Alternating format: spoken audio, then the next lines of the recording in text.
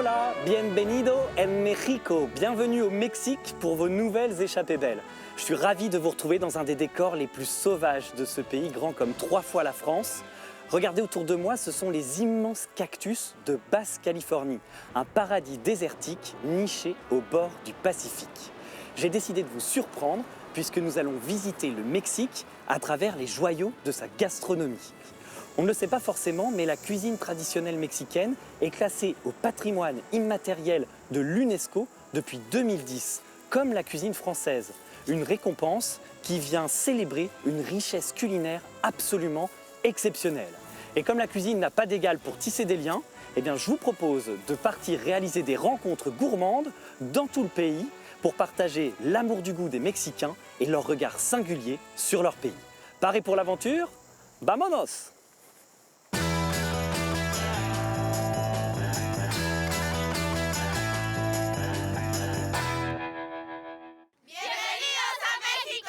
Bienvenidos a México. Bienvenue au Mexique. Moi, je suis venu pour découvrir la gastronomie mexicaine. Est-ce qu'on mange bien à Mexico? Oui, on se régale, il y a plein de choses.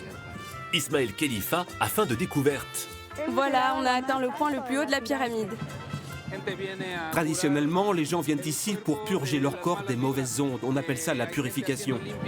Et faim de rencontre. Moi, je suis mi-français, mi-mexicain. Donc, t'es quelque part entre le guacamole et le camembert.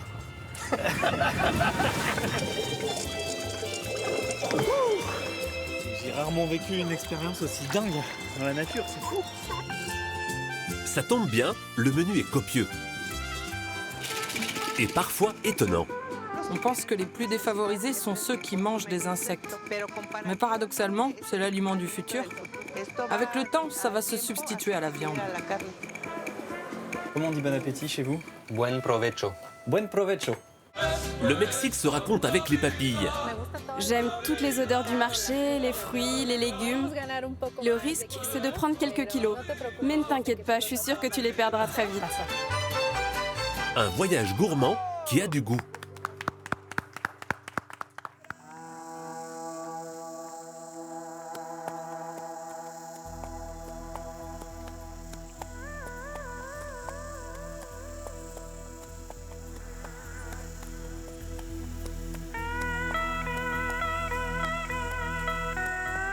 Rodrigo, merci pour cette belle surprise. Ah, c'est bon, hein? C'est vraiment génial de découvrir le désert à cheval comme ça, on a l'impression d'être des cow-boys. Et on m'a dit que tu étais le meilleur guide pour découvrir le désert de Basse-Californie, c'est vrai ça? Bon, je sais pas si je suis meilleur, mais en tout cas, j'aime bien le désert. J'aime bien promener des touristes dans le désert qui connaissent la Basse-Californie, par mer, par terre, et leur faire connaître la beauté de cet endroit. Par exemple, le Grand Cardón, c'est grand cactus énorme, millénaire. On a des remèdes contre les moustiques, par exemple, sur cet arbre, l'arbre éléphant. Donc quand tu connais bien les arbres et les plantes du désert, tu peux te nourrir, te soigner, tu peux survivre ici. Ouais.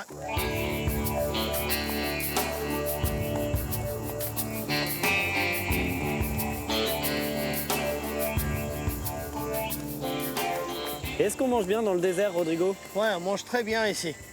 Il y a plusieurs plats produits par les gens des ranchs. Je sais que tu viens pour la gastronomie, alors on va te faire goûter beaucoup de belles choses ici. C'est un peu dur à imaginer au milieu du sable et des cactus, mais je te fais confiance.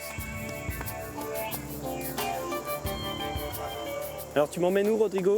Ah, je t'emmène chez 2 bons amis que j'ai ici, qui ont pris la décision de vivre dans le désert. C'est des Français. Cactimar. Attention à la tête. Ouais.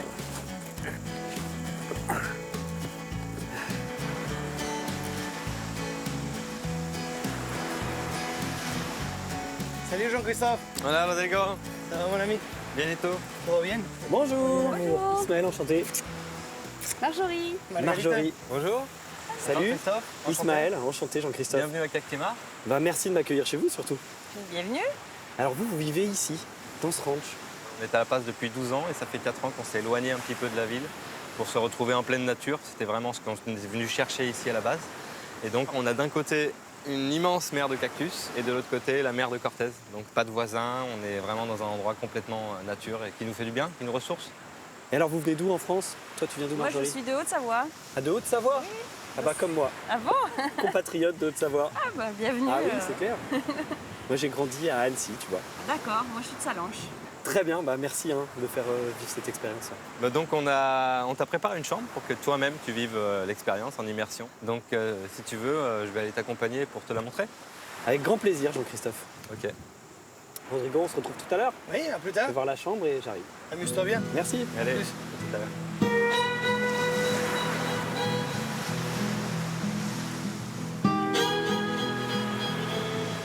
Et combien vous avez de maisons ici? Ah ben, on a 2 maisons, une dans laquelle on vit et puis une où tu vas dormir, donc qu'on loue aussi pour les touristes. Marche pas sur le chien. Non. Marjorie, hein. C'est le paradis des chiens ici. Oui, il y a beaucoup d'animaux au ranch. Et le toit, il est fait de quoi? Alors le toit, il est en feuilles de palmier, donc c'est une construction typique de la région en fait. Ça s'appelle des palapas. Waouh! Et c'est très mignon chez vous. Merci. C'est beau. Alors qui a fait la déco? Ah bah la déco c'est moi, c'est les vestiges de mon métier antérieur. J'étais architecte d'intérieur avant en Haute-Savoie. Il faut que je vous l'avoue, il y a quand même une petite question qui me taraude, vu qu'on est dans le désert, mais il y a des serpents, des mygales ici. Effectivement, on est dans leur lieu de vie. Donc il y a des serpents, des veuves noires, des mygales. Donc les serpents, c'est des crotales généralement. Mais en cette saison-là, qui commence à faire un peu plus frais, tu ne devrais pas en voir normalement.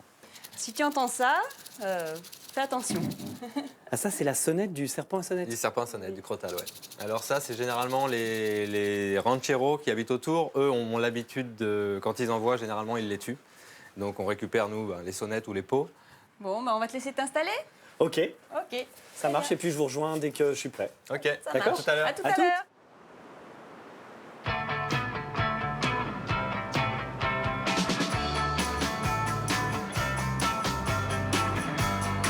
Les couleurs, les plages et la douceur de vivre du Mexique attirent toujours plus de visiteurs. En 2017, le pays est même devenu la 6e destination touristique au monde. Parmi ses nombreux atouts, sa gastronomie, riche, variée et parfois surprenante. À San José del Cabo, en Basse-Californie du Sud, Hola, buenos días. le chef Enrique a bien compris l'attrait de la cuisine mexicaine pour les visiteurs étrangers, notamment américains. This is mustard. Depuis 8 ans, il les accueille chez lui pour une initiation qui commence toujours dans le potager. These are the peppers. Ça, ce sont des piments. I grew up with this pepper. J'ai grandi avec ces piments. On les appelle chiltepín. Chiltepín. Il y en a plein. It grows Ils poussent here, ici, mais aussi à but l'état also, sauvage. you know, Et ils wild, sont assez épicés. and they're quite spicy. I want them Je veux to leur see montrer des different légumes qu'ils ne vegetables voient that they've never jamais. seen, Différentes different herbes. herbs. Ils sont They're toujours always très very surpris. surprised. So it's, quite old. ¿Sabes qué puedes traerte? Tráeme un poquito de perejil y un poquito de cilantro. We're going to prepare On va préparer une huile aux herbes. an herb oil. Dans son restaurant, le chef Enrique propose une fusion des cuisines mexicaines et méditerranéennes. Okay. Ici, le climat est très proche de celui des pays du sud de l'Europe et on trouve des produits qu'on ne cultive nulle part ailleurs au Mexique. This is, Ça, c'est une huile d'olive de la vallée de Guadalupe, dans le nord de la Basse-Californie, à Ensenada. C'est une huile extra vierge. extra virgin. Once you have the experience, Herbes aromatiques, palourdes farcies arrosées de vin blanc, bar noir accompagné de légumes du soleil. Pendant 2 heures, les apprentis cuisiniers découvrent des mets et des saveurs bien éloignées des clichés souvent associés au plat mexicain. northwest of Mexico, Au nord-ouest de Mexico, il y a le désert et l'océan. Au centre, ce sont les hauts plateaux. Et ensuite, ce sont les tropiques. Donc, nous avons des climats très variés. On a aussi une grande diversité de peuples autochtones qui avaient chacun leurs coutumes. Vous ajoutez à cela toutes sortes de légumes et d'herbes qui viennent des différentes régions et vous comprenez pourquoi la cuisine mexicaine est si variée.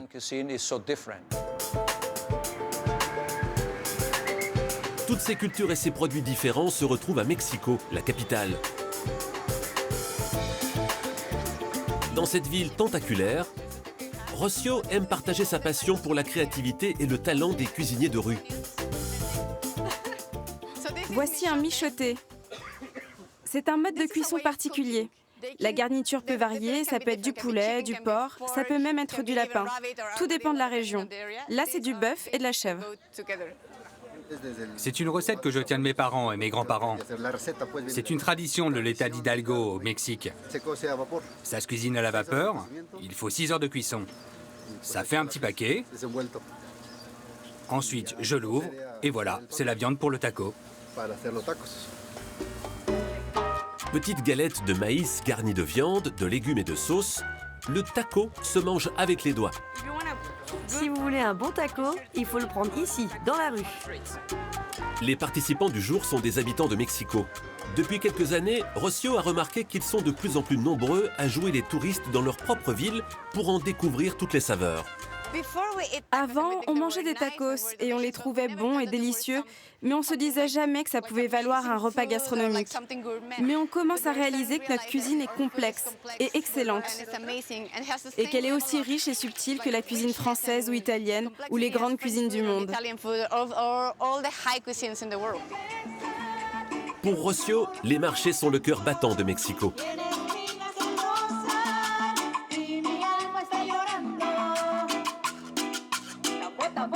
Elle emmène sa petite troupe au marché Jamaïca, l'un des plus grands de la ville, avec plus de 1200 stands.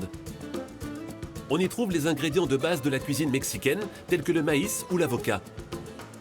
Mais c'est aussi le lieu idéal pour goûter des spécialités plus rares, comme le chorizo vert. C'est préparé avec de la coriandre, du piment vert, des épinards, et dans celui-ci, il y a des graines de courge, des amandes, des pignons de pain. Tout est mélangé avec le porc. C'est une affaire familiale. Ils cuisinent tous. Je suis très fière de tous mes vendeurs, car ils font vraiment du mieux possible. Ils ne se contentent pas d'une cuisine basique, ils font vraiment un effort pour préparer la meilleure nourriture et j'adore. Quand je vois que les gens apprécient, ça me rend heureuse. Rocio en est convaincu. Prendre le temps de découvrir la gastronomie mexicaine est le meilleur moyen d'approcher l'âme du pays. Sa cuisine traditionnelle et populaire a été inscrite au patrimoine immatériel de l'UNESCO en 2010. Salut.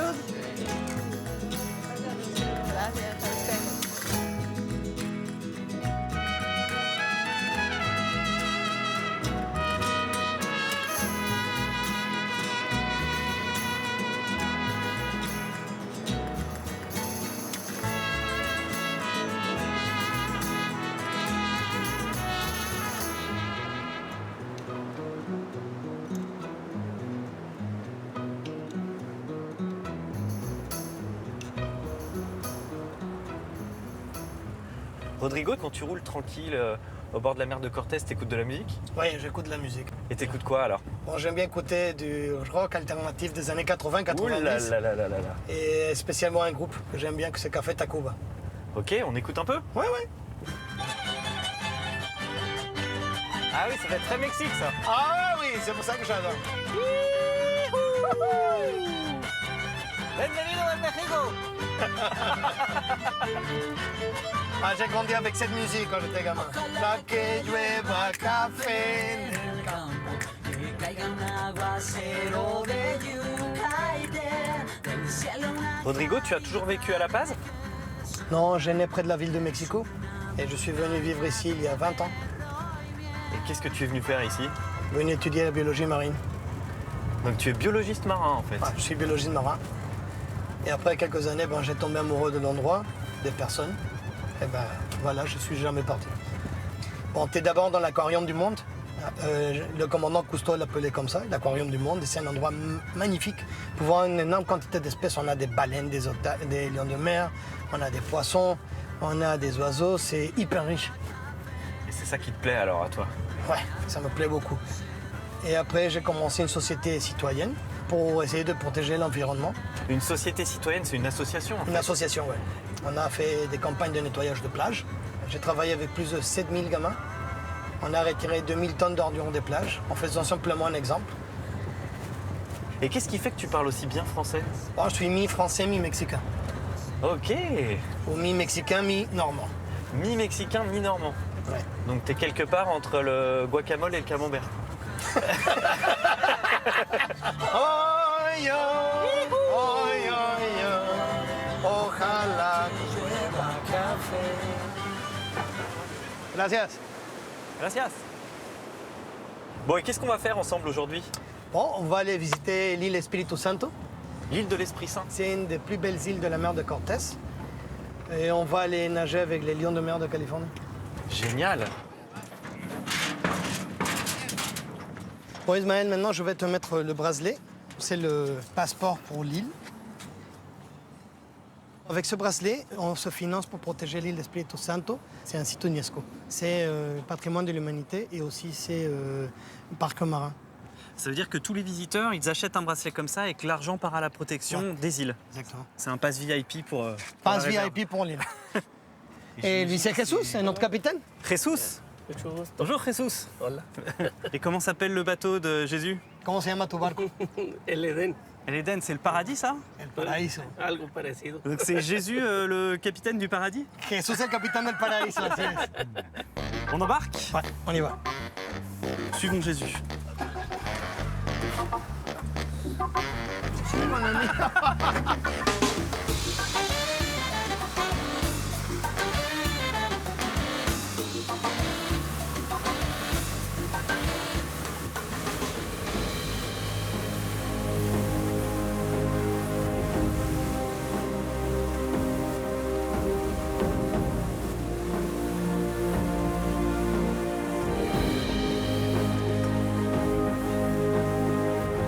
Eh ben voilà, nous sommes arrivés à l'île Espírito Santo.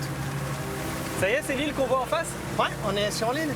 Et la première plage qu'on va voir, c'est la Bonanza, la plage la plus longue de l'île. En tout cas, les plages de sable blanc au pied des montagnes, elles font envie. Hein. Ouais.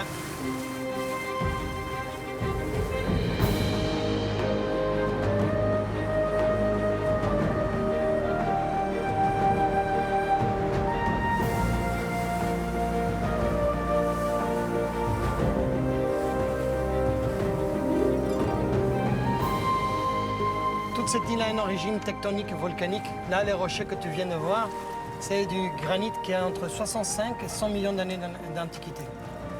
Et c'est marrant, ça ressemble vraiment à une île de pirates. Tu sais, quand tu arrives, tu t'attends à voir un bateau de pirates débarquer derrière le rocher là-bas. Bon, le rocher qu'on est en train de passer là, ça s'appelle le pailebote. C'est comme on appelait les navires espagnols. Même on a eu des pirates qui sont venus ici pour attaquer aux bateaux espagnols pour leur piquer les perles qui étaient en train de se faire pêcher sur l'île. C'est pour ça que tu mets un petit bandana pour avoir un côté pirate? Ouais, plutôt. Tu vois.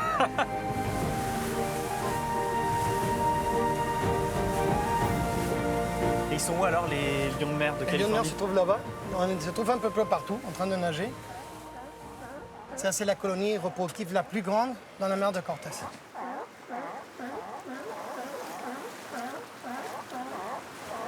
Prêt pour y aller? Je suis prêt. Ok.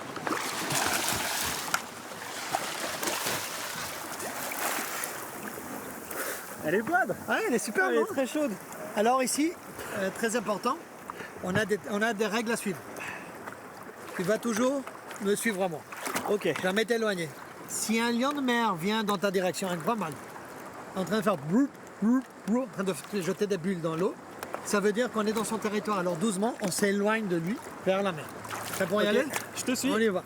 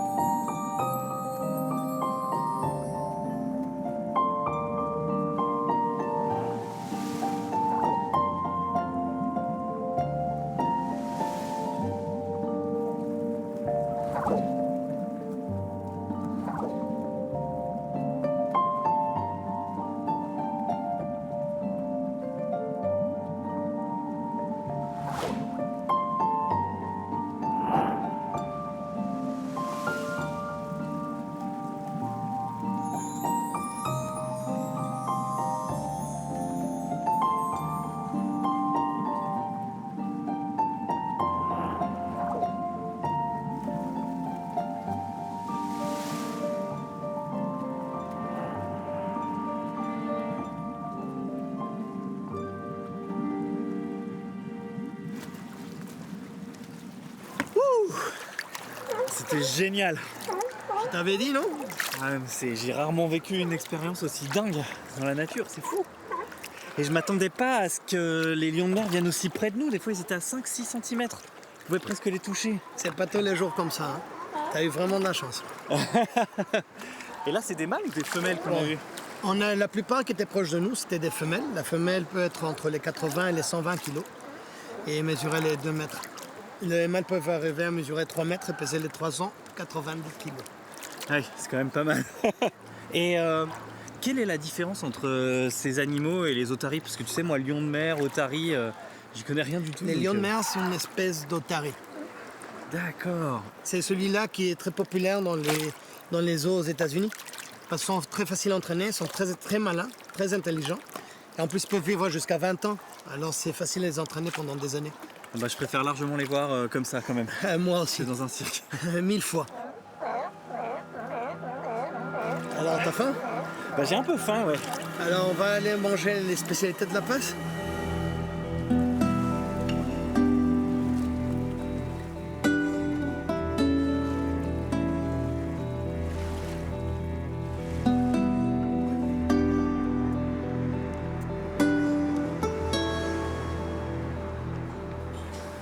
Alors, qu'est-ce qu'on mange?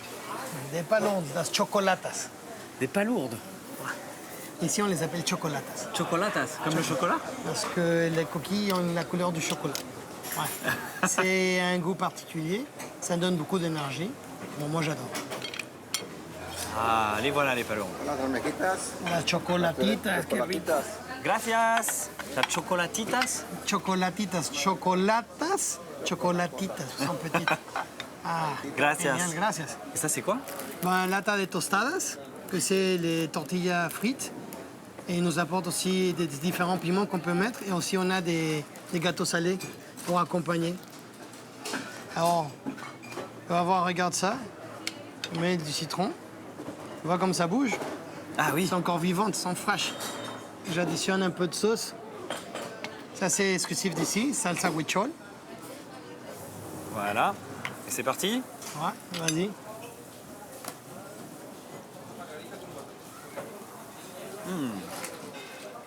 Ouais, c'est très frais.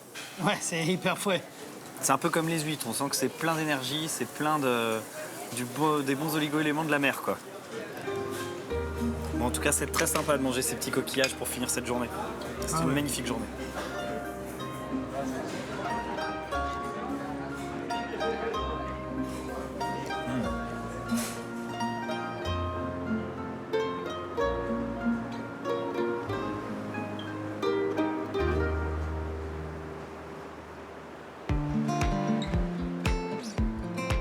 La côte est de la Basse-Californie et ses étendues sauvages.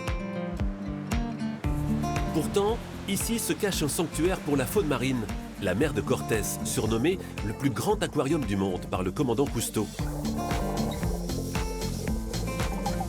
Un paradis pour les plongeurs et une zone de pêche providentielle pour les habitants de la région.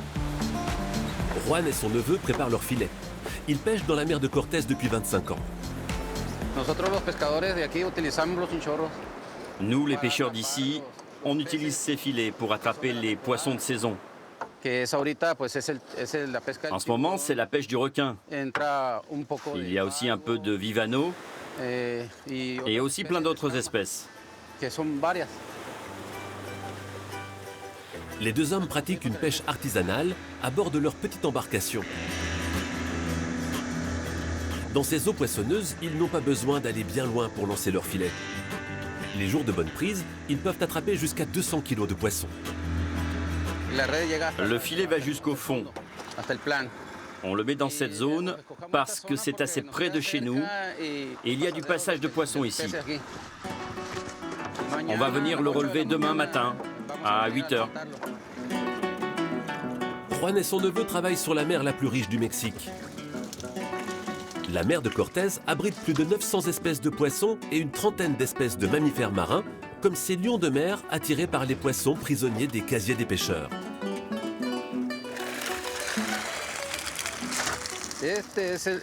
Celui-là, c'est un poisson globe.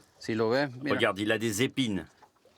Et celui-là, c'est un sparaillon. Il y a des poissons que même nous, les pêcheurs, ne connaissons pas. Dans les zones plus profondes, là où on descend nos filets par exemple, il y en a qui sortent, qui sont rouges et qui s'appellent les poissons soleil. Il y a vraiment beaucoup de variétés de poissons ici. À sa façon, Juan participe à la préservation de cette diversité. Il prend soin de ne garder que les gros poissons. Ici, c'est une zone de reproduction. Nous, quand on attrape de petits poissons, on les remet à l'eau pour qu'ils grandissent. Pour éviter la surexploitation de la mer de Cortés, la pêche y est réglementée.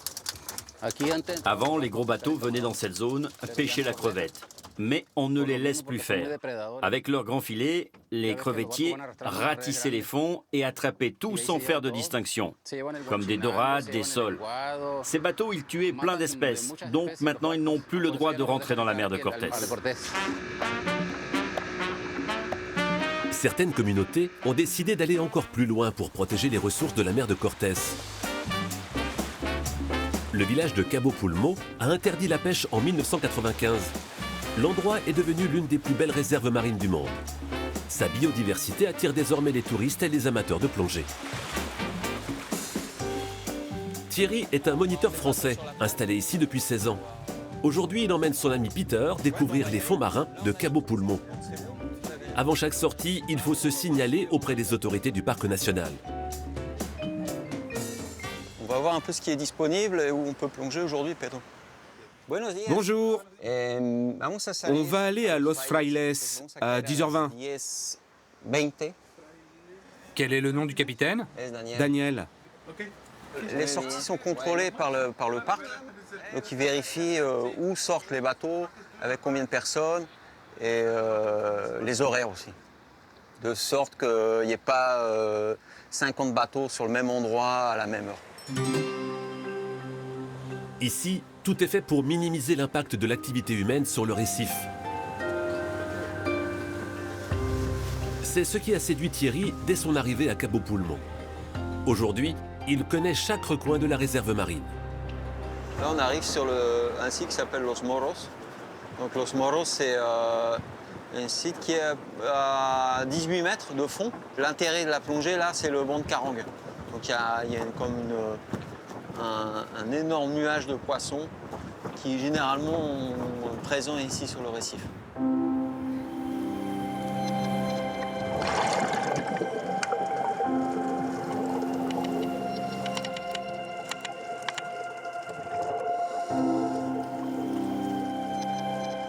Alors que les populations de poissons diminuent partout dans le monde, cette réserve dans la mer de Cortés est une exception.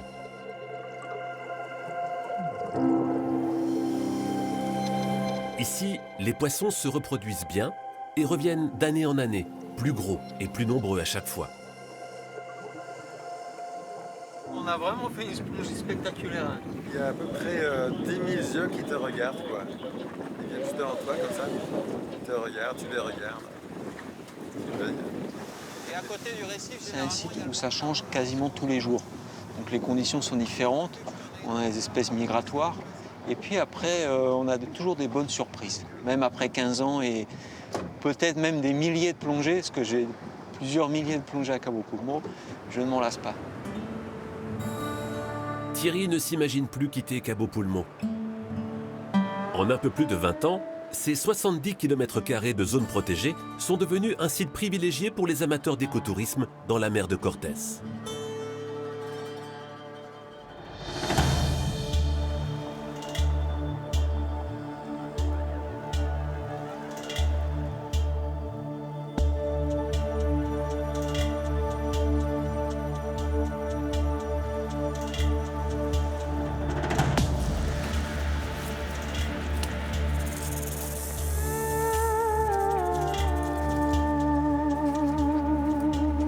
La porte d'entrée du désert, c'est deux cactus? C'est exactement ça. Donc à partir de là, on est vraiment, si tu regardes tout au fond, à perte de vue, tu n'as que des cactus. Et là, on va essayer de trouver un fruit qui est produit par un cactus. Ça s'appelle la pitaya. Il y a deux types de pitaya ici. Il y a deux cactus qui s'appellent pitaya, pitaya dulce et pitaya agria. Et en cette saison, ça va être la pitaya agria qu'on va trouver. Et qu'est-ce que vous faites avec ce fruit de cactus? Donc on peut le manger cru comme ça, juste en enlevant la peau. Et sinon on peut en faire des marmelades, des confitures. Et ils appellent ça aussi dulce de pitaya, donc c'est comme des pâtes de fruits qu'on peut faire avec ça. Donc tu imagines à l'époque des Indiens qui vivaient ici il y a 8 ou 10 000 ans, quand ils trouvaient une pitaya, pour eux c'était le Graal. C'était vraiment le fruit plein de jus dans un endroit aussi sec, avec une couleur rouge vif, comme une fraise. Donc c'est un peu un miracle, quoi.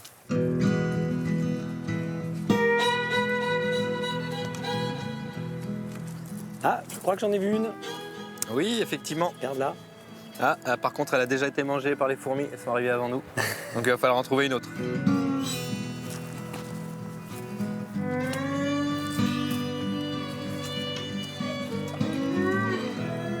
Il est poilu celui-là? Alors si tu regardes bien de près, c'est pas des poils, c'est des pics, des piquants. Mais ils sont assez souples. C'est un cactus qui s'appelle le garambuyo. Ah oui, c'est tout doux. Ouais. Tu pourrais te faire une petite fourrure éventuellement en hiver quand il fait un peu froid. Un vison Barra California. En voilà une autre. Ah oui. Mais elle est grosse comme le poing celle-là. Ah, elles sont même beaucoup plus grosses normalement en pleine saison. Mais t'as pas peur parce qu'il y a des épines de partout là. Ouais, mais regarde, une fois qu'elles sont mûres, les épines tombent pratiquement toutes seules. Ah oui. Tu vas voir, elle va être juteuse et tu vas la goûter. On va enlever cette partie-là et voilà l'intérieur, tu vois. C'est marrant, on dirait un kiwi rouge avec tous les petits pépins. Ouais. Je peux la croquer comme ça? Tu peux la manger. Bah, c'est un peu la texture de la pastèque. C'est un peu farineux. Ouais. C'est un petit peu unique. C'est vraiment un fruit qui ressemble à aucun autre. Moi, je trouve que c'est un goût unique. C'est un peu acide, mais pas très sucré. Voilà, c'est ça. D'où le nom Pitaya agria, qui veut dire aigre. En tout cas, c'est très bon. J'aime bien.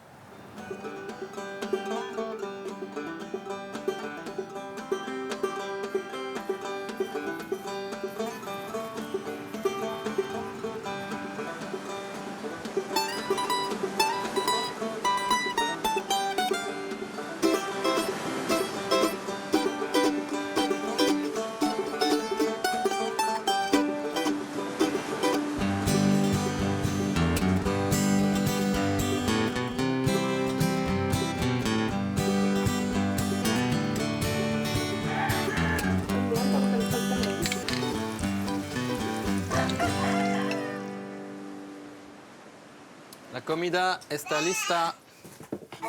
Asseyez-vous. Merci. Ça sent bon. Ah oui, très Ah, Lucie, elle fait de grands yeux devant la nourriture. Donc un repas traditionnel de Basse-Californie du Sud avec des empanadas, donc c'est des beignets de bœuf avec des légumes.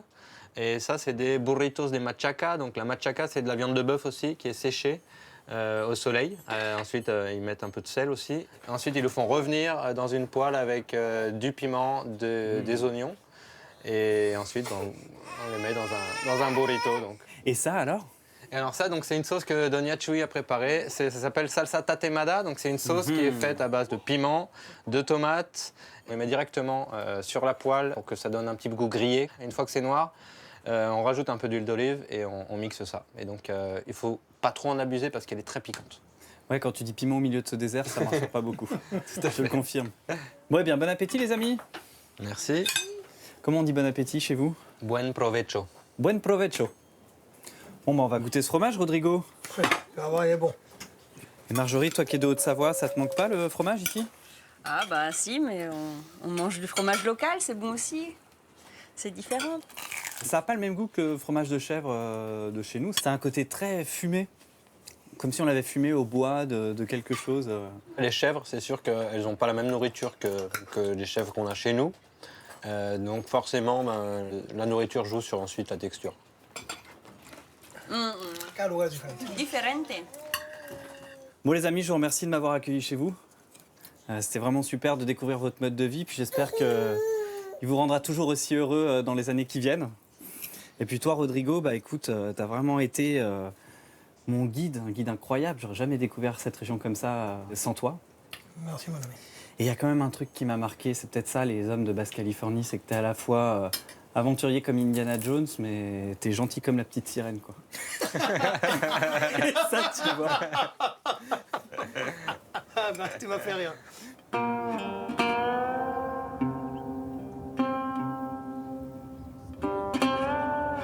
Dans cette région aride, on croirait un mirage.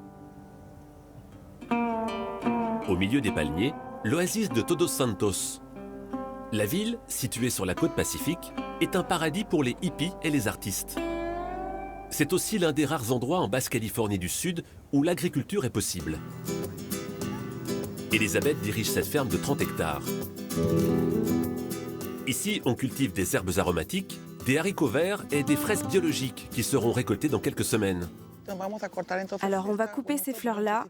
Il faut qu'on les coupe toutes, car il y en a beaucoup. Elles prennent de la force et gênent la pousse des fraises. La ferme d'Elisabeth produit entre 100 et 120 tonnes de fraises par an. Parvenir à un tel résultat au milieu du désert reste un défi quotidien.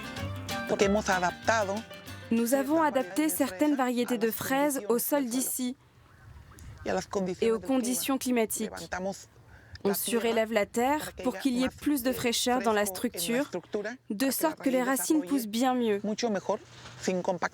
et elles ont plus de place. Et par-dessus, on met le plastique qui renvoie les rayons du soleil pour que ce ne soit pas trop chaud dessous. Ça crée des conditions fraîches et les plantes sont contentes. Elisabeth a d'abord travaillé comme comptable pour plusieurs exploitations agricoles de la région. Au moment de créer sa propre affaire, elle a choisi de s'installer à Todos Santos pour bénéficier de son climat exceptionnel. Tout est réuni. Une humidité appropriée, une bonne brise, et nous avons de l'eau de bonne qualité. Ces conditions bien spécifiques n'existent qu'à Todos Santos. Le lieu préféré d'Elisabeth à Todos Santos, c'est la Poza, une petite lagune où elle aime venir se ressourcer après le travail. L'oasis profite d'une situation idéale entre l'océan Pacifique et les montagnes de la Sierra de la Laguna, d'où proviennent les eaux qui irriguent la ville.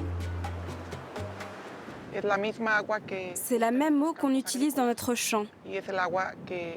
Et c'est l'eau qu'utilisent les gens du village. Cette lagune fait partie d'un écosystème équilibré qui alimente naturellement l'oasis de palmiers. C'est un endroit où les gens du coin aiment bien venir se promener, car c'est une lagune d'eau douce entre le désert et l'océan.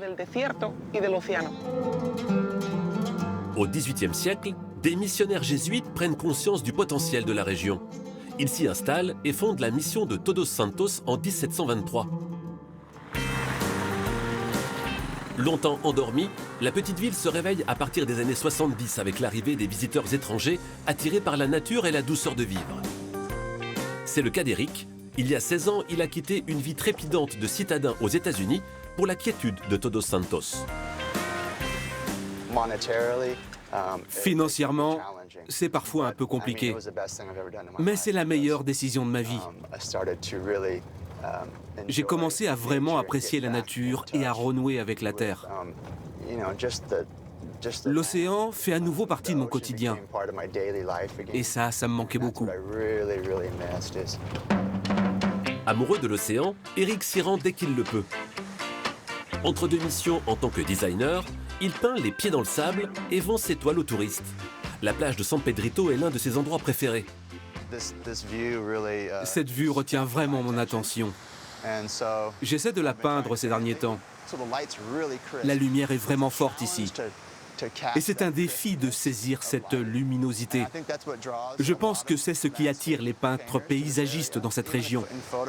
Même les photos ne restituent pas à quel point les couleurs sont vibrantes. Les paysages variés de Todos Santos sont une source d'inspiration inépuisable pour les artistes.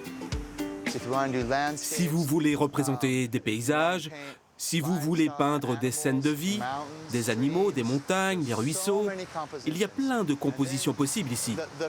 Et il y a la liberté d'aller où vous voulez. Vous pouvez conduire 5 minutes dans le désert ou 10 minutes en remontant la côte et vous avez un paysage complètement différent. Quand il ne travaille pas au bord de l'eau, Eric aime surfer avec sa famille. L'océan Pacifique, puissant et agité, est idéal pour le sport.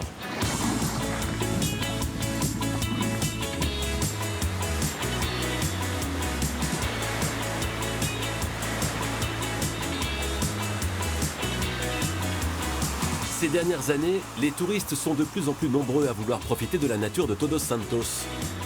Pour Eric, le plus important est de préserver l'âme des lieux.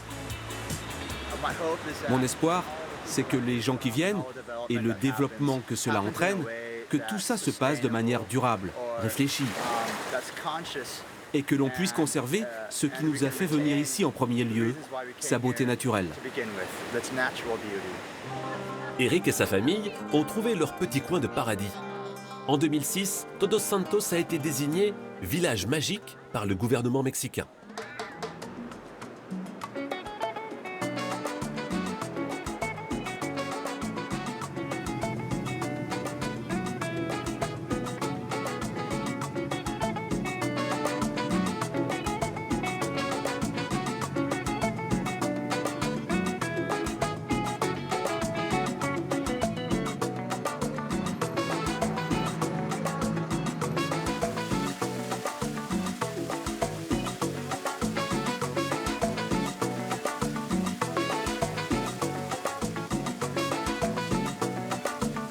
Buenos días. Buen día, buenos días. Je voudrais acheter des cartes postales, s'il vous plaît. Oui, bien sûr. Regarde, il y a le Zocalo, Los Muertos, les Beaux-Arts, l'Ange. Ok, et ben je vous prends ces cartes-là. Ça fera 48 pesos. Gracias. De nada, hasta luego. Adiós. Bye.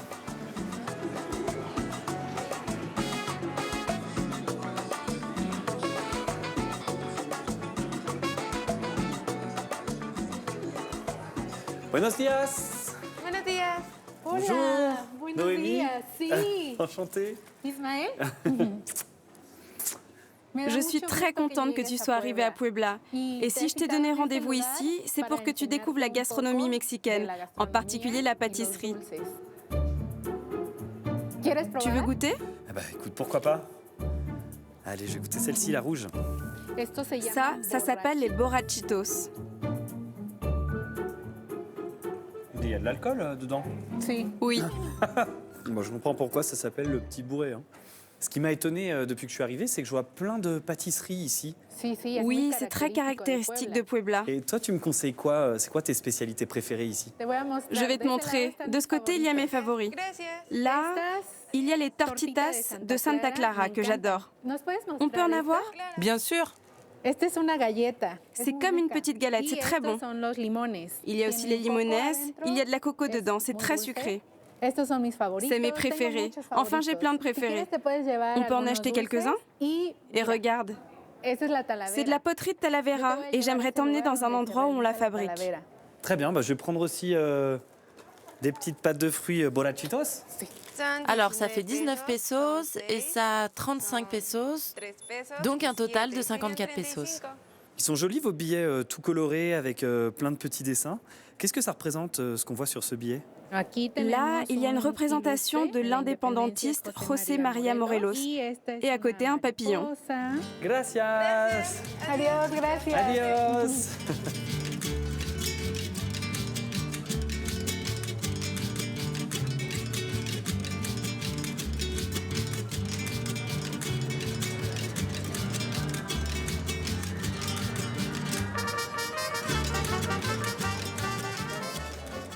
Voici la Talavera d'Uriarte, construite en 1924.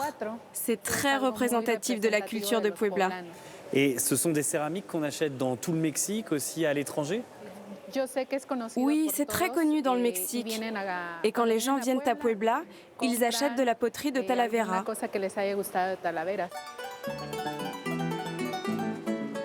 Oh, c'est incroyable ici. C'est un vrai petit trésor caché, on n'imagine pas ça quand on est dans la rue, pour avoir un aussi bel atelier. Toutes les étapes du processus de la Talavera sont faites ici.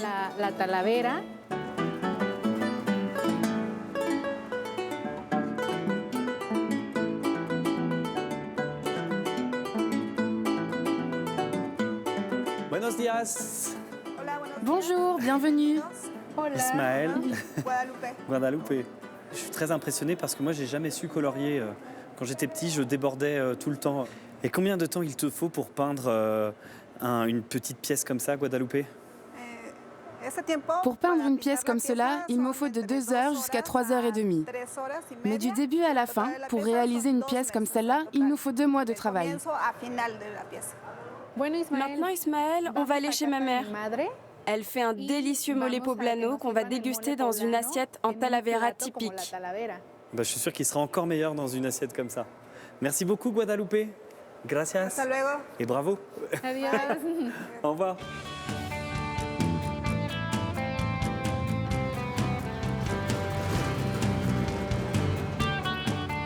Allez, on va à Cholula.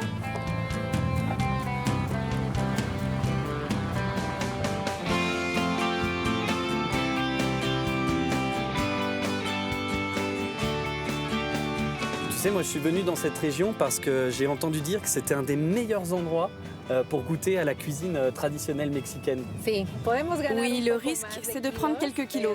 Mais ne t'inquiète pas, je suis sûre que tu les perdras très vite. Et c'est vrai que la nourriture est très importante pour nous les Mexicains. Et comment tu as appris la pâtisserie? Depuis que je suis toute petite, ma maman m'apprend la cuisine. Et après, je me suis spécialisée dans la pâtisserie. Et quand je fais un gâteau, j'adore préparer la crème, la pâte, couper les fraises. C'est vraiment ma passion dans la vie. Et bien sûr, j'aime aussi la manger.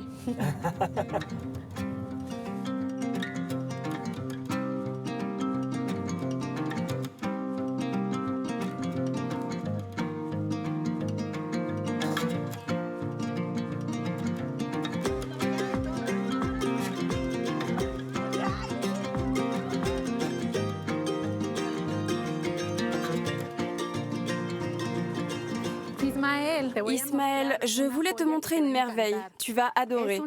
C'est cette église qui a été construite sur une pyramide aztèque. C'est parti.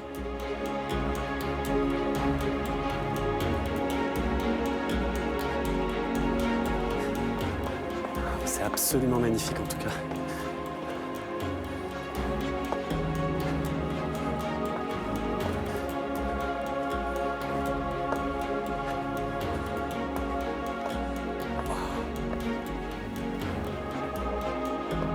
Ah, c'est beau!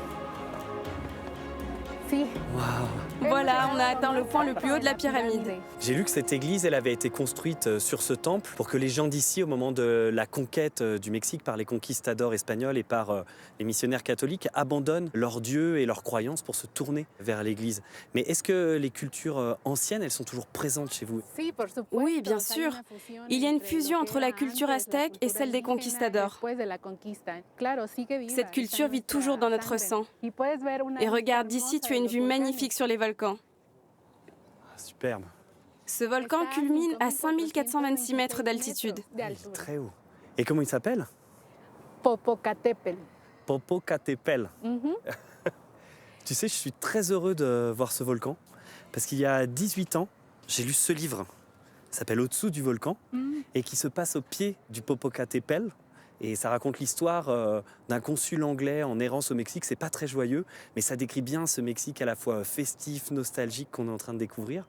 Et ça fait 18 ans que je rêve de venir voir ce volcan, tellement ce livre m'avait marqué. Bien. Moi, je connais une autre histoire à propos du Popocatépetl. C'est une histoire d'amour. C'est l'histoire d'une princesse qui devait se marier avec un guerrier nommé Popocatépetl. Mais pour cela, le guerrier devait partir à la guerre et revenir triomphant. Mais lorsqu'il revint, elle était morte. Alors il prit la princesse dans ses bras et l'emmena au point le plus haut du volcan pour être au plus près du ciel. Et il mourut à ses côtés. Et donc le volcan représente le feu de l'amour qui brûle entre les deux amoureux. Loin des volcans mexicains, il existe un breuvage qui mêle l'eau et le feu. Le mezcal, eau de vie emblématique du pays, se concocte ici et puise son goût et sa force dans l'agave, une plante cousine du cactus. Depuis quelques années, ce breuvage ancien est à la mode. Des bars lui sont même entièrement dédiés. Oaxaca, c'est la capitale du mezcal. et ces mescalerias se comptent par dizaines. Cela fait 8 ans que Carlos s'est spécialisé dans le mezcal. Il en connaît toutes les subtilités et aime les partager avec les touristes. On va commencer avec un mezcal hispaline. Dans l'appellation d'origine contrôlée, il y a 3 types de mezcal. Celui qui s'appelle mezcal, réalisé d'une manière industrielle. Le mezcal artisanal, distillé dans un alambic de cuivre. Et l'ancestral, qui est différent. On va commencer par l'ancestral. Carlos initie les palais des visiteurs. Cette eau-de-vie peut être produite à partir d'une 30aine d'espèces d'agaves distinctes et donner autant d'arômes différents. Le mezcal rivalise presque avec l'autre boisson nationale, la tequila. C'est le spiritueux qui connaît le plus fort taux de croissance sur le marché mondial. Avant, si tu offrais un mezcal à quelqu'un, cette personne te répondait « mais je ne suis pas pauvre ». Il y avait une idée reçue, associée au mezcal, selon laquelle c'était une boisson pour la classe populaire. Mais en réalité, le mezcal représente la culture liquide du Mexique. Je crois que comme ailleurs dans le monde, les gens veulent en savoir plus sur leur propre culture. Au Mexique, les gens ont en quelque sorte redécouvert le mezcal. Plus de 80% de la production mondiale provient de la région de Oaxaca. Dans les plantations d'agaves bien alignées, travaillent de petits producteurs au savoir-faire unique. Les maestros mezcaleros, les maîtres du mezcal. C'est le cas de Lucio et de son père Adrián. On vient ici pour chercher les agaves matures, les couper et en faire un bon mezcal. Les plus jeunes, on les laisse pour qu'elles poussent un petit peu plus. La croissance de ces plantes succulentes est lente. Il faut les laisser mûrir de 7 à 25 ans selon les espèces. Hé Lucio, viens, on va couper celle-là. Ok, je vous rejoins, commencez. Elle est géniale. Elle est vraiment super. On va couper cette agave. On sait qu'elle est mûre parce qu'elle a fleuri.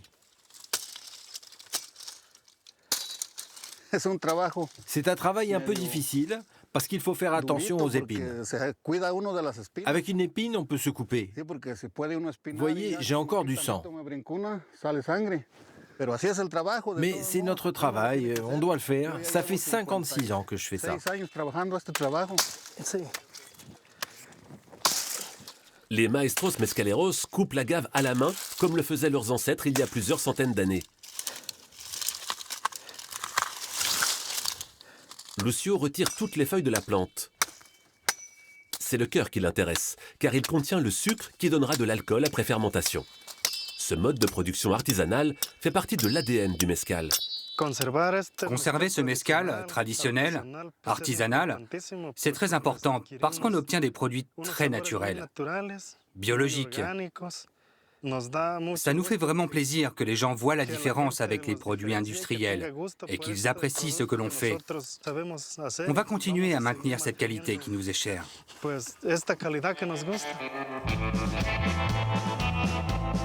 Une fois coupés, les cœurs d'agave vont cuire dans un four creusé dans le sol.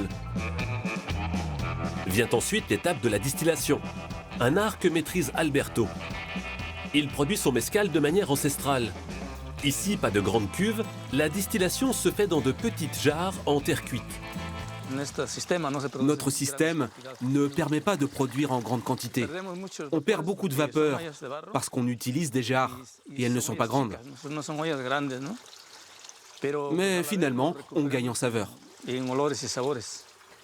Avec sa méthode, il produit environ 80 litres de mezcal par jour. Tout au long du processus de distillation, il veille sur son breuvage pour qu'il soit parfait. Cette pipette, c'est pour aspirer.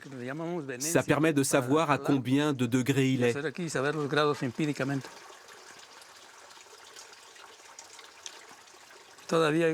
Là, c'est encore autour de 76 degrés. Les bulles ne restent pas à la surface. Alberto a appris le métier auprès de son père et de son grand-père. Il transmet désormais son savoir à ses fils.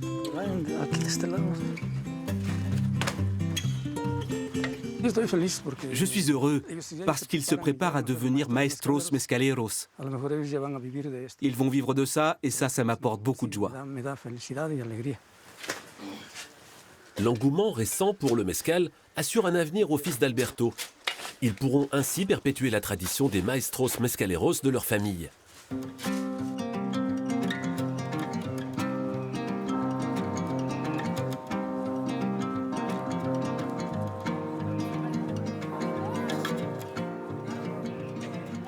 Buenos días. Hola, buenos días. Il faut que tu goûtes ces pains recouverts de sucre. C'est une spécialité de Cholula. Ceux-là, c'est mes préférés. On les appelle conchas. Tu veux en goûter? Ils sont tous très bons. Ah bah je goûterais bien celui-là, le rose là. Si. Il y a beaucoup de choses au sucre chez vous quand même. Hein. Vous êtes gourmands les Mexicains.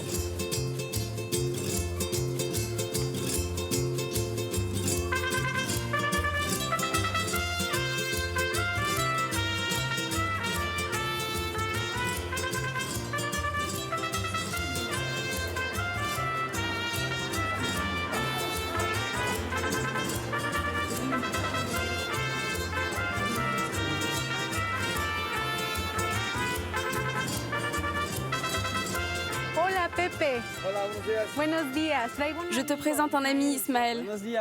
Enchanté. C'est un ami à toi? C'est un ami de ma mère. Ah, ok. Enchanté. Maman a demandé de faire des courses pour cuisiner le plat typique, le mole poblano. 1 kilo de chile molato. Ok, 1 kilo de molato. Ce poivron séché est l'ingrédient principal du mole poblano. Un plat 100% mexicain. Ça, c'est un molato. Merci, Pépé. Ah oui, ce sont des poivrons séchés, c'est marrant, on dirait du cuir un peu. Le mole se prépare pour les fêtes d'église, les mariages. Et pour mon mariage, ma maman a préparé un mole pour 500 personnes. 500 personnes? Si. Mais ils ont mis 2 mois à cuisiner tout ce mole.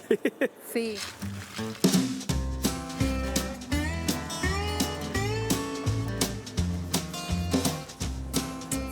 Combien je te dois? 100 pesos.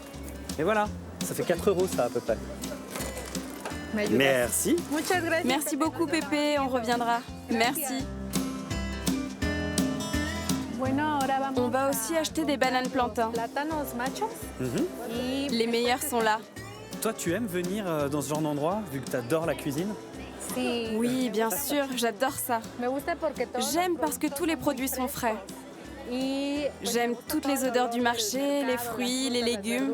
Et surtout, j'adore venir ici acheter des fleurs. Allez, maintenant qu'on a tout, direction la maison.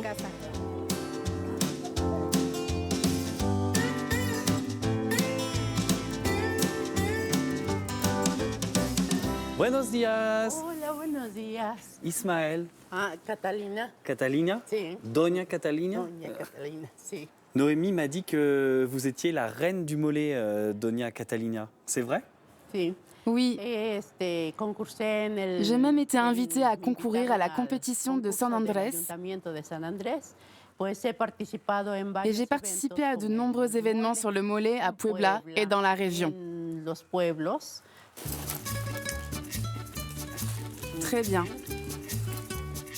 Les cacahuètes, chile molato, les amandes et la cannelle.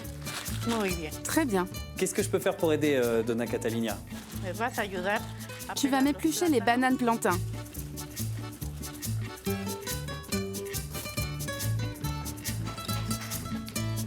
Dona Catalina, comment tu as appris à faire le mole? Avec une tante qui était toujours chargée de préparer le mole lors des mariages et des grandes fêtes de village. Et toi, tu poursuis la tradition? Tu as tout appris à Noémie? Oui, comme c'est ma fille, je veux qu'elle apprenne. Mais on n'en est qu'au début, parce que je veux vraiment qu'elle fasse un meilleur mole que moi. Pour que le jour où je ne pourrai plus préparer le mole, il y ait une autre femme dans la famille qui sache le préparer pour que notre culture ne se perde pas. Un poquito. Un poquito? Comme ça? Non, plus. Plus. C'est ça un petit peu chez vous. D'accord. Ah oui, bon, ça va, une petite cuillère à café, quoi.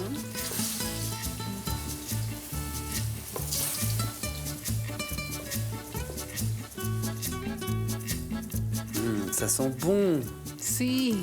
Oui. Et maintenant, Ismaël, on va laisser maman terminer le mollet. Et je t'invite à aller sur le patio parce que j'ai une surprise pour toi. Ismaël, la musique pour les Mexicains, c'est très important. C'est fondamental. Ah oui, il y a plein de musiciens.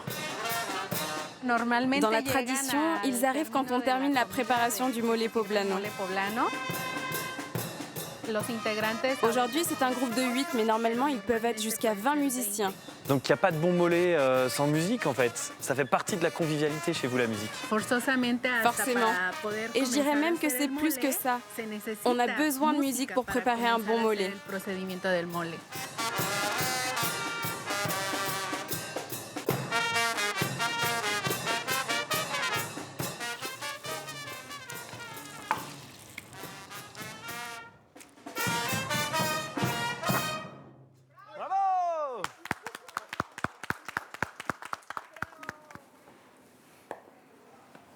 Ah, et là, on est vraiment dans le plat typique de Puebla. Hein. Et on va mettre des petits grains. Voilà. Un peu plus. Ah oui. On passe à table? Si. Le mollet se mange avec la tortilla. Je vais t'apprendre notre technique pour manger le mollet. Tu coupes la tortilla en deux et tu la plies pour en faire une cuillère. Ah oui. Comme ça? Comme ça. Et ça fait une cuillère de mollet.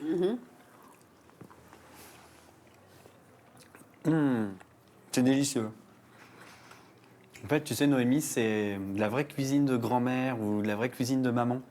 Donna Catalina, bravo. Merci beaucoup. Merci, merci. Je suis heureuse que ça te plaise.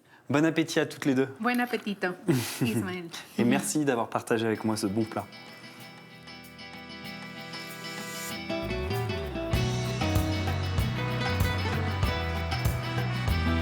Ismaël quitte Cholula pour gagner la tentaculaire capitale du Mexique. Voici Mexico. Située à 2400 mètres d'altitude, la capitale du pays compte près de 20 millions d'habitants. Pour nourrir cette population et ravir les palais des gourmands, il existe un lieu unique. La Central de Abasto, le plus grand marché de vente en gros du monde.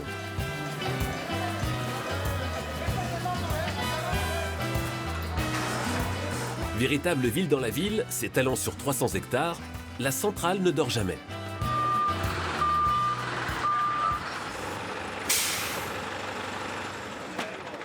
« 90 000 personnes travaillent ici chaque jour.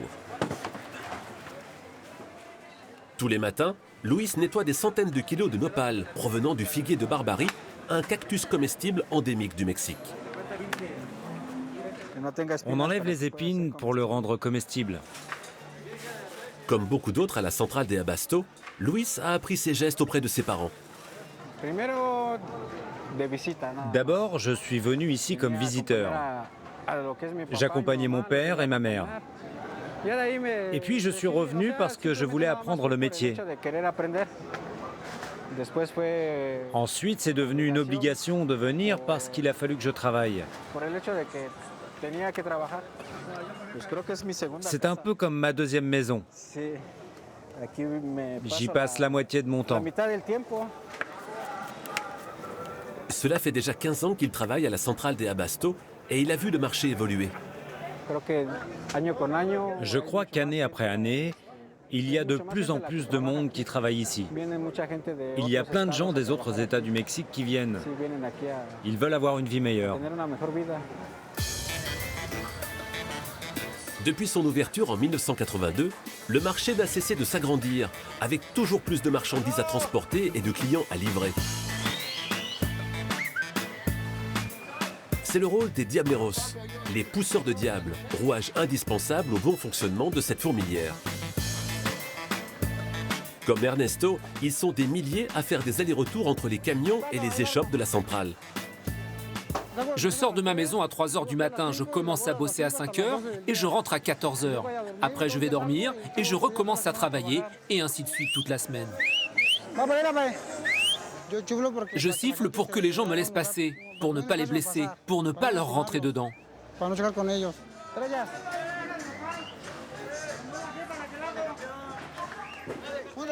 Je pose ça où? Ici?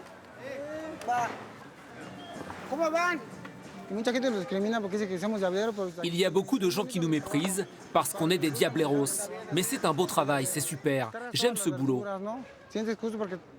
Tu portes tous les légumes qui vont aller dans plein de pays.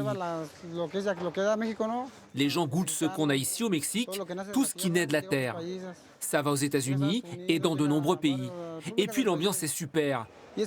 Tu rencontres des filles, il y a de la musique. C'est agréable de travailler ici. Aux travailleurs s'ajoutent les 500 000 clients qui fréquentent chaque jour la centrale des Abastos. Certains achètent des produits pour les revendre ensuite sur les marchés en ville. D'autres s'approvisionnent pour leur restaurant, du stand de rue à l'établissement le plus prestigieux. Osvaldo est le chef d'un restaurant huppé de Mexico. Une fois par semaine, il vient faire ses courses ici. Ce qu'on cherche à la centrale des Abastos, c'est surtout ce qui est un peu spécial, qu'on ne peut pas trouver dans les autres marchés. Mais il y a des produits qui sont encore plus spéciaux que d'autres, et on va en chercher un qui se trouve justement ici.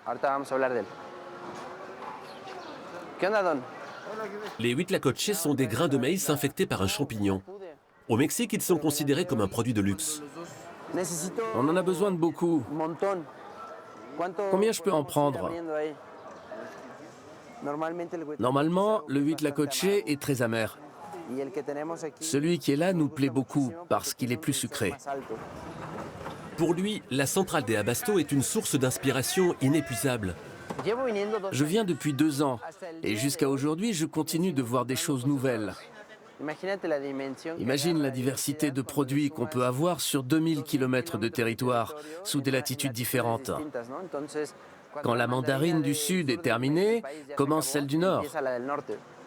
Ça change notre conception de la cuisine de saison. C'est incroyable. Et tout ça, il n'y a qu'ici qu'on le trouve. Dans un restaurant réputé ou sur le pouce, les 22 millions d'habitants de Mexico se nourrissent de produits passés par la centrale des Abastos.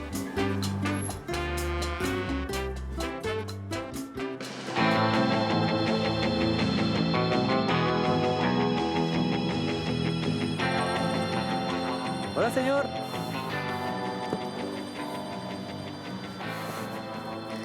Je voudrais aller à la place de la Constitution, s'il vous plaît.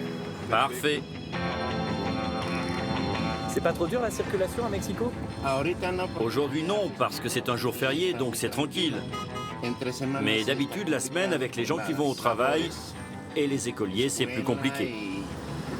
Et moi, je suis venu pour découvrir la gastronomie mexicaine. Est-ce qu'on mange bien à Mexico? Oui, très bien. Il y a bien sûr le mole, la barbacoa, le cabrito, il y a plein de choses, plein de choses. Nous voilà place de la Constitution. Merci, à bientôt. Vous voulez que je vous prenne tous en photo? Oui, s'il vous plaît. Et voilà. Merci. De rien. Au revoir. Salut toi.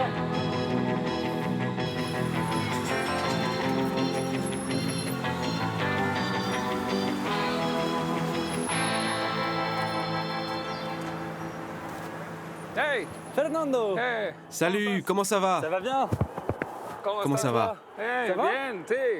Alors tu as commencé à découvrir la ville? Oui, c'est super beau. Ici c'est le Zócalo, c'est la place centrale de la ville. Et c'est ici qu'est née l'histoire de la ville et pratiquement de tout le pays. Pendant mon voyage avant, j'ai découvert la cuisine traditionnelle mexicaine. Mais toi, tu as la réputation d'être un des cuisiniers les plus créatifs du Mexique. Il paraît que tu réinventes cette gastronomie, c'est vrai? Je pense que c'est un peu exagéré. La réalité, c'est juste que je travaille dur tous les jours. Mais par contre, je te propose d'aller faire un tour en ville. Je vais te montrer les marchés et après, on ira à mon resto. Ok, allez. Bienvenido. Vamos.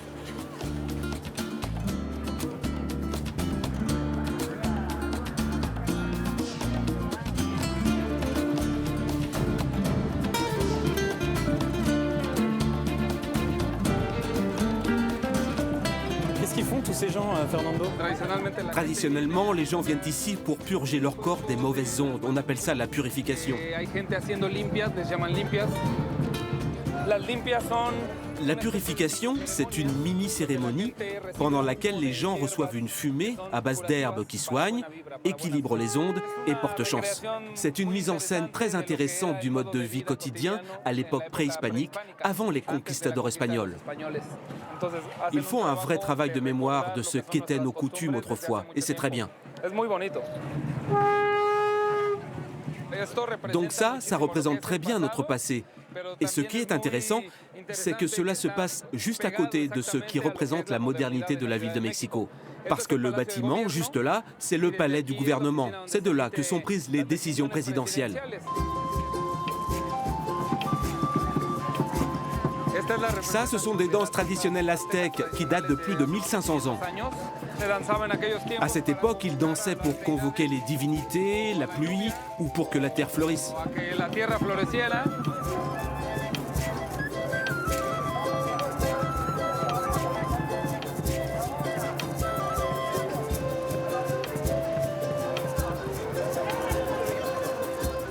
Pourquoi tu es un chef connu au Mexique, Fernando? J'ai eu la chance de participer à des projets très importants grâce à des gens que je ne remercierai jamais assez. Par exemple, j'ai fait l'émission Top Chef.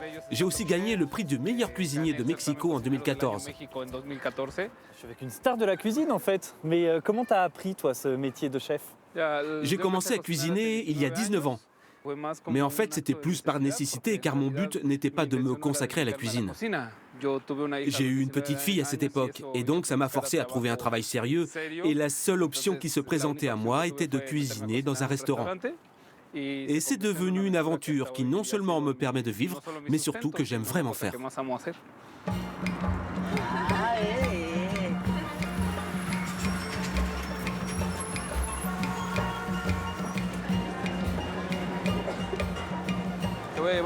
J'aimerais te faire découvrir un endroit spécial et quelque chose que tu n'as jamais fait avant. C'est une petite surprise mexicaine. Curieux de voir ce que c'est parce que c'est charmant ici. Hein. Je te présente Pépé qui va te montrer ses spécialités. Bonjour, bienvenue dans le Nord, mon ami. Enchanté, Pépé. Je voudrais que tu fasses goûter quelques petits insectes à Ismaël. On commence par quoi? Je pense que tu devrais essayer les petits d'abord. Tu veux essayer les petits? Ils sont aromatisés avec du piment et de l'ail. Habituellement, on les mange dans les tacos ou accompagnés d'un verre de mezcal. Merci, Pépé. Mais pourquoi tu me fais ça, Fernando? Ça se passait bien entre nous. Tu dois essayer. C'est comme aller en France et ne pas manger de pain. En avant.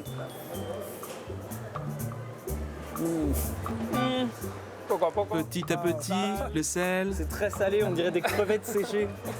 Ah oui, c'est des saveurs compliquées. Ça, c'est les petits. On va essayer le plus gros. Bah, je préfère ça au verre vivant, là. On goûtera ça après. Ça se prépare avec du jus de citron et de la poudre d'asticot salée et pimentée. Oh là là. Ouais, c'est génial pour l'apéro, ça. C'est sûr. 1, 2, 3. Venga. C'est croustillant. Hein? C'est génial. Delicious. Tiens, pour la fin. Salut. Santé. Et toi, tu sers les insectes à la carte de ton restaurant? Oui, bien sûr. On sert des petits tacos à base de sauterelles, un peu comme celle-là. C'est un amuse-bouche de bienvenue dans le restaurant. On utilise aussi des larves de fourmis qu'on cuisine beaucoup à cette période de l'année. Mais là, on arrive à la fin de la saison. Mais au moins, tu as une petite collation. Bon, c'est vraiment pour toi que je le fais, parce que j'aurais jamais pensé que je serais capable de manger un insecte. Le Mexique est l'un des pays où l'on consomme le plus d'insectes au monde. On y dénombre plus de 5000 espèces comestibles. Pour les trouver, il faut se rendre à la campagne, comme ici dans la vallée du Mezquital, à une centaine de kilomètres au nord de Mexico. José Carlos et son oncle sont des chasseurs d'un genre un peu particulier. Là, on est en train de chercher les fourmis, justement, qui nous indiquent le chemin qui va directement dans le nid. Ils traquent ce qu'on appelle ici des escamoles, les larves d'une espèce de fourmi qu'on ne trouve que dans les régions semi-arides du centre du Mexique. Comme dans un jeu de piste, José Carlos et son oncle cherchent des insectes qui indiquent la présence d'un nid. exemple, on voit des fourmis ici. Ça veut dire qu'elles sont en train de s'alimenter, de se nourrir de l'arbuste. Il faut entraîner l'œil, il faut savoir lire le terrain. Une fois qu'on voit des fourmis ou du mouvement, il faut l'observer, suivre les fourmis exactement où est-ce qu'elles vont, comment elles se déplacent. Son oncle lui a montré les ficelles du métier. Regarde, José Carlos, baisse-toi. Aujourd'hui, il sait repérer rapidement la présence importante de fourmis à plusieurs endroits stratégiques. Donc on a 3 points, ce qui nous indique que le nid est pratiquement sous cet arbre. Donc on peut commencer à ouvrir le nid.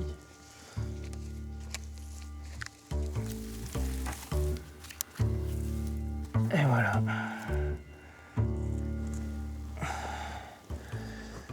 Il y a les escamoles. Les fourmis défendent les œufs et du coup, elles mordent. Certains nids peuvent donner jusqu'à 1 kg d'escamoles par mois. José Carlos en collecte 200 kg par an, à condition que les nids soient bien préservés. Ce qui est important aussi, c'est de bien remettre le nid comme il était. Et normalement, dans un mois et demi, on devrait retrouver à peu près la même quantité ou plus. Les œufs de fourmis de José Carlos alimentent de grands restaurants, comme le Pujol à Mexico, classé parmi les 50 meilleurs restaurants du monde. Vendus autour de 60 € le kilo, les escamoles ont gagné le surnom de caviar mexicain. Au Pujol, seules les larves parfaites sont servies aux clients. On les agrémente d'un peu d'oignon, de poireaux et de piment. Et une fois qu'on a ça, on ajoute les escamoles.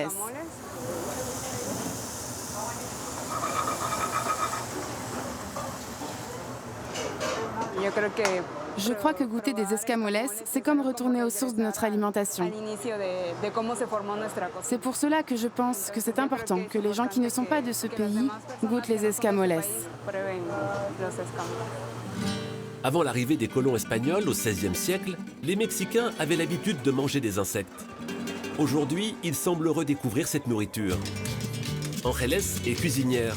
Avec Manuel, son bras droit, elle vient s'approvisionner à la Merced, le marché le plus populaire de la ville. Bonjour. Comment ça va? Qu'est-ce que vous avez aujourd'hui comme insecte? Ángeles est une fervente adepte des insectes qu'elle aime cuisiner. Sur cet étal, des sauterelles, des vers ou encore des punaises. On les consomme vivantes ou comme ça dans la sauce. La consommation d'insectes est associée à la pauvreté.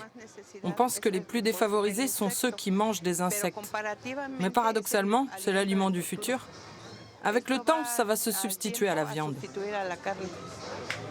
C'est moins préjudiciable au développement humain et plus durable. Savoureux et riches en protéines, les insectes sont devenus un ingrédient incontournable de la cuisine d'Ángeles. Elle les met chaque jour à l'honneur dans son restaurant. Et pour séduire les plus réticents, elle a une astuce. On garde les insectes dans les éléments de la cuisine mexicaine. Tu vas goûter une tortilla exquise parce que le maïs vient d'ici et on va ajouter des sauterelles. Quand tu manges la tortilla, tu ne vas pas voir les sauterelles. Tu vas juste les goûter. Sauterelles incorporées aux tortillas, fourmis mélangées à la sauce du poulet et vers rouges servis avec le guacamole. Ángeles ne manque pas d'imagination quand il s'agit de cuisiner les insectes et elle aime partager sa passion avec la jeune génération. Manuel travaille ici depuis 6 ans et il a découvert des saveurs qu'il ne soupçonnait pas. Je suis originaire de Veracruz. Normalement, là-bas, il y a des sauterelles, mais on ne les mange pas. Je suis en train d'apprendre beaucoup de choses. Et ce sont des choses merveilleuses. Je n'aurais jamais pu imaginer que ça pouvait se manger et qu'on pouvait réaliser des plats incroyables avec des insectes. Populaires ou raffinés, les insectes retrouvent une place de choix à la table de tous les gourmets.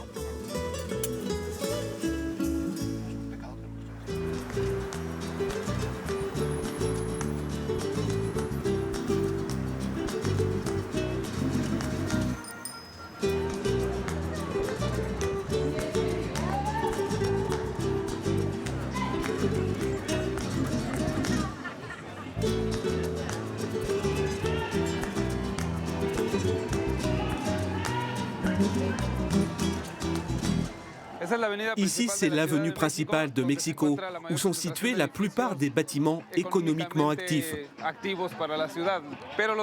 Mais le dimanche, ça devient un centre culturel et d'activités familiales. Il y a des expositions, des gens qui viennent en vélo, des enfants en roller, c'est très sympa. Et surtout, tu es en sécurité.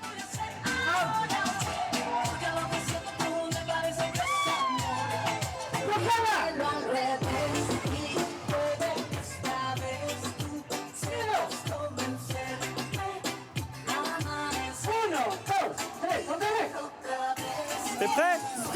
Non. Yeah. Va pas reculer. Non, faut avancer, Fernando.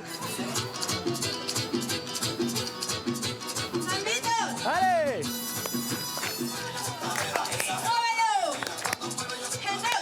Ouais, c'est bien ça.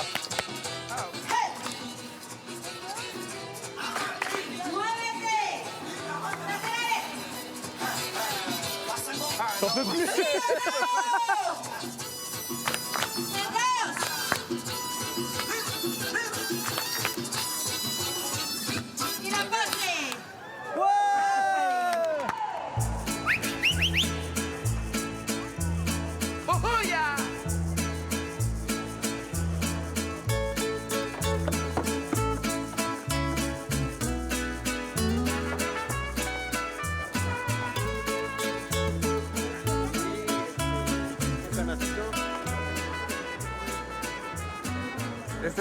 Nous sommes au marché El Cien.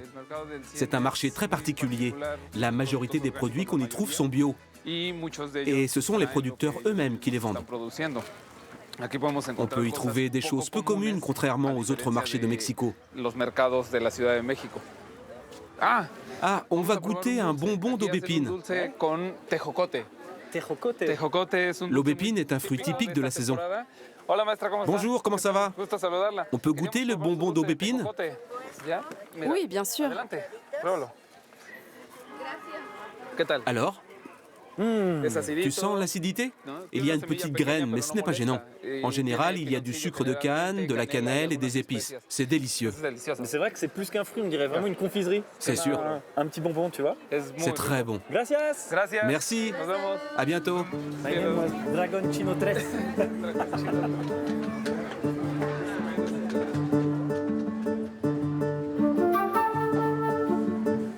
Salut Antonino, comment ça va? Ça va. Antonino fait du maïs avec un groupe de producteurs. Il sauvegarde des espèces de maïs endémiques. Nous venons de la région des volcans Amecameca, où nous cultivons ces maïs non transgéniques, sans herbicides ou insecticides. Et nous venons les vendre au marché pour que les gens réapprennent à découvrir notre maïs mexicain. Cette espèce s'appelle chitocle. Quand on le cuisine, il ne perd jamais sa couleur. C'est vrai, au restaurant on fait une tortilla avec et elle reste rose. Et pour toi, Fernando, c'est important de valoriser des petits producteurs comme ça dans ta cuisine? Bien sûr, car la saveur, c'est très important. Les producteurs jouent un rôle fondamental. Ils produisent des ingrédients de qualité et nous les mettons en valeur dans nos plats. C'est un cercle vertueux, c'est très important pour nous. On va prendre celui-là, s'il te plaît. Merci beaucoup, à la prochaine.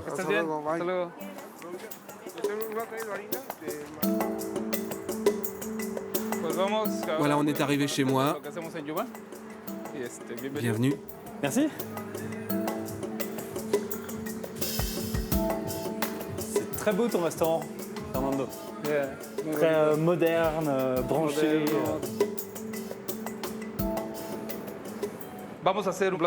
Je vais faire un plat qui me plaît beaucoup. Parce que justement, il y a du maïs, des escamoles et du poulpe. Je vais passer le poulpe au grill pour lui donner une note fraîchement fumée. Je vais faire chauffer l'entomatado. C'est une préparation que j'ai faite avec du maïs, mais dans sa forme fraîche. Et avec de la tomate notamment.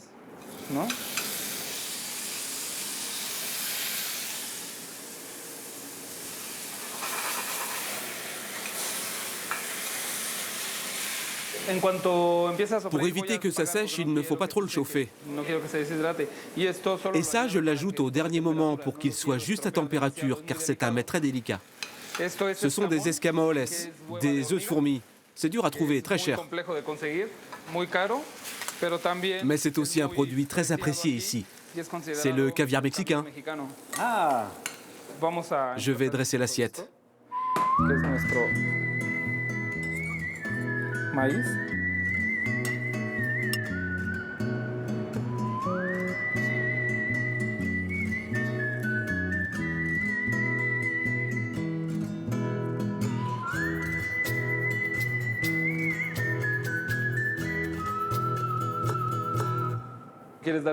Tu veux mettre la touche finale? Mets le sel pimenté sur le guacamole. Et après, c'est fini. T'es tellement appliqué que j'ai la pression juste pour mettre ça. Vas-y, n'aie pas peur. Comme ça? C'est prêt. Comme les chefs. Tu goûtes?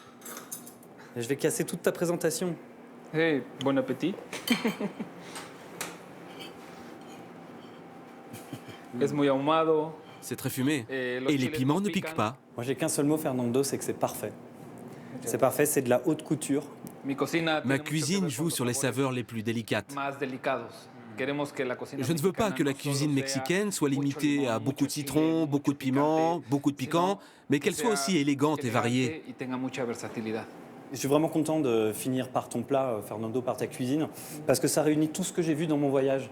Des produits du terroir brut, une cuisine traditionnelle, mais en même temps, toi, t'en fais une cuisine du 21e siècle, un petit feu d'artifice créatif, c'est impeccable. Cette cuisine est le résultat d'une culture, d'une tradition et d'une grande passion, et de tous ceux qui font un gros travail, pas seulement au restaurant, comme Antonino et son maïs, et tous ces gens qui préservent notre patrimoine gastronomique. La cuisine mexicaine est au même niveau que d'autres cuisines dans le monde. La seule chose que nous avons à faire, c'est la partager. Bon bah merci d'avoir partagé ta passion avec moi en tout cas. Par contre, mange un peu parce que les cuisiniers, généralement, ils mangent jamais ce qu'ils ont fait. Adelante.